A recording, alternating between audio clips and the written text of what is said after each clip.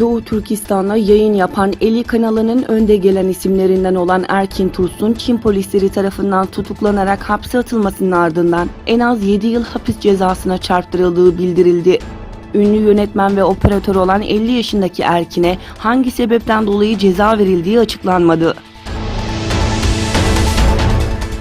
Malezya'da Halkın Adaleti Partisi lideri Enver İbrahim, gelecek hafta Çin'e yapacağı ziyarette Doğu Türkistan'daki Müslümanlara yönelik etnik ve dini ayrımcılık iddialarını gündeme getireceğini söyledi.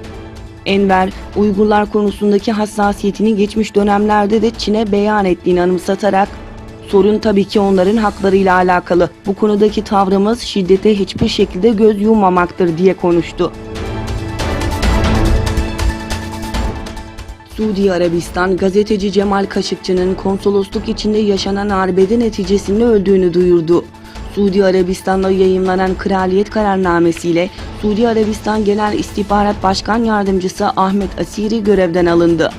Cemal Kaşıkçı'nın İstanbul Konsolosluğu'nda hayatını kaybetmesiyle ilişkili 18 Suudi vatandaşının gözaltına alındığı açıklandı.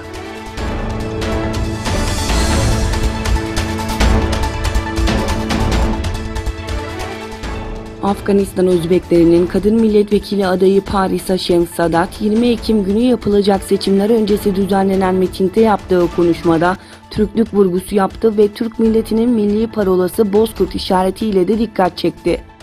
Afganistan'ın Güney Türkistan bölgesinde yaşayan Özbek ve Türkmen kökenli vatandaşların kurduğu Cümbüş-i Milli İslami Partisi 20 Ekim Cumartesi günü yapılacak seçimlere katılacak.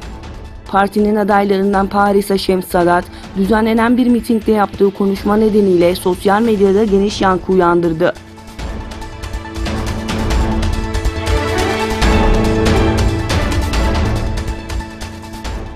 Hindistan'ın Pencap eyaletinde bir yolcu treninin festival için ray çevresinde toplanan kişilere çarpması sonucu ilk belirlemelere göre 58 kişi hayatını kaybetti, 50 kişi yaralandı.